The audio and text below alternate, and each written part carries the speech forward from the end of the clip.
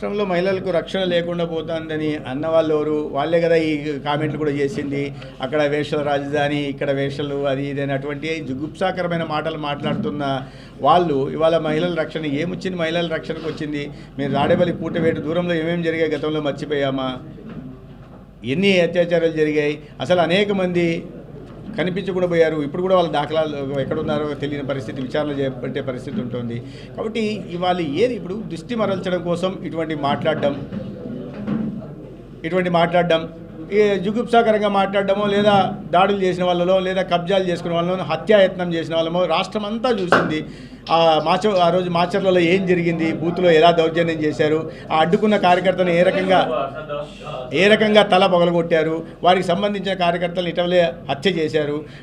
ఇవాళ వచ్చేసి red book పాలన జరుగుతుండే. రెడ్ బుక్ పాలన అంటే ఇవాళ మీడియాతో సహా ఎవరు కూడా 5 సంవత్సరాలు బయటకు రాలేని పరిస్థితి ఉంది. ఎవరు ఉద్యమాలు చేయలేని పరిస్థితి ఉంది. ఏ రకంగా అణచివేశారో రాష్ట్రం మొత్తం చూస్తుంది. ఇవాళ అటువంటి ఒత్తిడిలో లేకుండా ఉద్యోగులు పనిచేస్తున్నారు, అనేక సంస్థలు పనిచేస్తున్నాయి.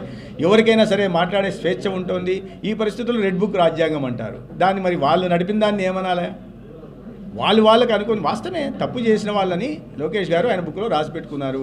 అరాచకాలు పాల్పడిన వాళ్ళని రాసి పెట్టుకున్నారు. ప్రజలు అందరూ కూడా అదే కోరుకుంటున్నారు. వాళ్ళని చట్టపరంగా శిక్షించాలని కోరుకుంటున్నారు. భౌతిక దాడులు ఏం పాల్పడట్లేదే. చట్టపరంగా వాళ్ళ కోర్టులు ఉన్నాయి. కోర్టుల నుంచి ఉపశమనం తెచ్చుకోవచ్చు. న్యాయస్థానాలు గతంలో 5 సంవత్సరాలు అదే రాజధాని రైతులైనా ఎవరైనా రాజధాని రైతుల మీద కర్కశంగా దాడులు చేసి, బాలింతలను కడుపు మీద కొట్టి, మెడ మీద కాలేసి తొక్కి, వాళ్ళందరినీ అంత అవమానపరిచిన వాళ్ళు ఇవాళ వాళ్ళు మాట్లాడుతున్నారు. ఏమని? మహిళల మీద దాడులు జరుగుతున్నాయి. ఏం మాట్లాడుతున్నారు? ఇవాళకు కూడా పోనీ తగ్గారా? ఇవాళకు కూడా ఇప్పుడు దాడులు చేసే పరిస్థితులు తిరగబడి కొట్టే పరిస్థితి ఉంది. ప్రజలు మహిళలు అయితే ఎక్కడైనా తిరిగి చీపుర్లు తిరిగేసే పరిస్థితి ఉంది. కాబట్టి ఆ పరిస్థితి రోడ్ల మీదకి రాలేరు. కాబట్టి ఇళ్లలో కూర్చొని లేదా టీవీ డిబేట్లలో కూర్చొని మాట్లాడిస్తున్నారు. ఏమని? వాళ్ళు అటువంటి మన ఇంట్లో మహిళలు ఉన్నారు, మనకు అక్కా చెల్లెలు ఉన్నారు, మనకు బిడ్డలు ఉన్నారు. ఈ రకంగా మాట్లాడడం అనేది ఏ వైపు రాష్ట్రాన్ని తీసుకెళ్లాలనుకుంటున్నారో మనం అర్థం చేసుకోవాలి. అదే నేను జగన్మోహన్ రెడ్డి గారు మహిళల్ని ఈ మాట అన్నప్పుడు స్పందించుంటే నేను స్వాగతించేవాడిని. జగన్మోహన్ రెడ్డి గారిని ఒక స్టేట్స్మెన్ లాగా చూసేవాడిని. మహిళల్ని అటువంటి తప్పు అయిపోయింది, నా ఛానల్లో నాకు ఆ ఛానల్ నడుపుతున్న నా ధర్మపత్నికి సంబంధం లేదు, తప్పు అయిపోయింది, అలాంటి జరిగిండకూడదు, ఎవరు మాట్లాడినా అది తప్పు, ఏ మహిళను కూడా మనం వేశ్యతో పూజకూడదు, వేశ్య అనకూడదు, అది తప్పు అనేది చెప్పిండాల్సింది. వేషలు కూడా వారు ఏదో జీవనాధారం కోసం ఏదో చేసుకుంటే అదే దాన్ని ఆ రకంగా చేయడం అనేది వాళ్ళనే అవమానించడం, వీళ్ళనే అవమానించడం. అప్పుడు ఖండించకుండా ఆ తప్పు చేసిన వాళ్ళని అరెస్ట్ చేస్తే అది ప్రజాభిష్టం మేరకు ఎటువంటి ఉద్యమాలు జరుగుతున్నాయి మీరు చూస్తున్నారు. రాష్ట్ర వ్యాప్తంగా మహిళలు ఎలా రగిలిపోతున్నారో మనం చూస్తున్నాం. బయట రాష్ట్రాల్లో కూడా అడుగుతున్నారు, ఏంటి అటువంటి మాటలు మాట్లాడుతున్నారు, మీ ప్రభుత్వం ఊరికి ఎలా ఉందని. కేసులు పెట్టారు, కడుపు మండిన వాళ్ళు కేసులు పెట్టారు. కేసు పెడితే అరెస్ట్ చేస్తే దాన్ని ఖండించారు. ఒకవేళ ఉమెన్స్ కమిషన్ మాట్లాడుతోంది. ఇది ఈ రకంగా మాట్లాడడం సభ్య సమాజంలో ఇటువంటి మాటలు జుగుప్సాకరమైన మాటలకి స్థానం లేదు. ఆ మాట్లాడుతున్న వాళ్ళు, చేస్తున్న వాళ్ళు ఎవరైనా సరే వాళ్ళు శిక్ష అనుభవించక తప్పదు. అదేదో ఘనకార్యం చేసినట్టు, స్వాతంత్ర సమర యోధుడైనట్టు, సమాజ సేవలో ఏదో పద్మశ్రీ అవార్డు పొందినట్టు వాళ్ళని ఈయన ఖండించడం ఏందో మాకు అర్థం కావట్లే. ఈయన ప్రజల్లోకి ఎప్పుడు వెళ్తున్నారు? మీరు ఏ సందర్భాలు చూడండి. జగన్మోహన్ రెడ్డి గారు ప్రజల్లోకి ఎప్పుడు వెళ్తున్నారో చూడండి. ఎప్పుడు వెళ్ళారు? నెల్లూరు జైలుకి వెళ్ళారు. ఎప్పుడు వెళ్ళారు? విజయవాడ జైలుకి వెళ్ళారు. ఎక్కడికి వెళ్ళారు? మళ్ళీ మొన్న మధ్య జైలుకి వెళ్ళారు. ఇక్కడ ఒక దీనికి వచ్చారు. అంటే జైల్లోకి వెళ్ళి పరామర్శించడం, జైల్లో వెళ్ళిన వాళ్ళని అరెస్ట్ చేస్తే ఖండించడం, అయిపోయి మళ్ళీ వెంటనే తాడేపల్లికి వెళ్ళిపోవడం. 3 చర్యలు ఆయన.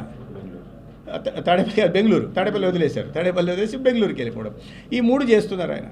అట్లా కాకుండా ప్రజా సమస్యల మీద మాట్లాడండి, ఉద్యమించండి, గలమెత్తండి. ప్రజలు కూడా స్వాగతిస్తారు. అసెంబ్లీకి రండి, అక్కడ మాట్లాడండి. అట్లా కాకుండా ఈ సోషల్ మీడియాలో మాట్లాడించడం, టీవీ ఛానల్లో డిబేట్లు పెట్టి మాట్లాడిచ్చేసి దాన్ని ప్రజల్లోకి పంపించడం, దానికి మళ్ళా విపరీత అర్థాలు చెప్పడం, దాని కారణంగానే అబద్ధాలు చెప్పడం. ఏది టైమ్స్ ఆఫ్ ఇండియాలో వచ్చింది, కేంద్ర ప్రభుత్వం దీంట్లో వచ్చిందని. ఆ రకంగా చూస్తే మొదటి స్థానంలో ఉన్నది కర్నూలు, 2వ స్థానంలో ఉన్నది అనంతపూరు. ఎవరిని అవమానిస్తున్నారు వాళ్ళు? సంఖ్య ఎక్కువ ఉంది కాబట్టి వాళ్ళంతా సంఖ్య కూడా అనంతపురం జిల్లాలో సంఖ్య ఎక్కువ, 2వ స్థానంలో ఉంది రాష్ట్రంలో ఫిమేల్ సెక్స్ వర్కర్సు. అనంతపురం వాళ్ళని కూడా అదే మాట అనేస్తారా? సంఖ్య ఎందుకు ఎక్కువ ఉంది కాబట్టి వాళ్ళందరూ అదే అనడం తప్పు కదా. ఎవరినైనా వాళ్ళని కూడా అవమానించడం తప్పు. వాళ్ళు ఏ పరిస్థితుల్లో ఉన్నారనేది వాళ్ళని కూడా మనం అర్థం చేసుకోవాల్సిన పరిస్థితి. రెండో వైపు ఆ ప్రాంతంలో ఉన్న వాళ్ళందరినీ ఆ ఘాటన కట్టడం కూడా తప్పు. ఎందుకంటే ఆర్డిటి మొన్న కూడా నేను మాట్లాడాను.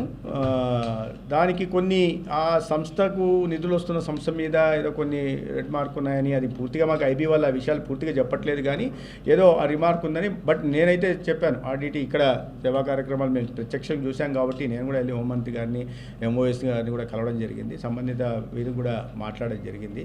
అయితే కొన్ని అది బయట పెట్టట్లేదు, ఆ విషయాలు కూడా మేము ఇటీవల మాట్లాడాం, చూస్తున్నాం.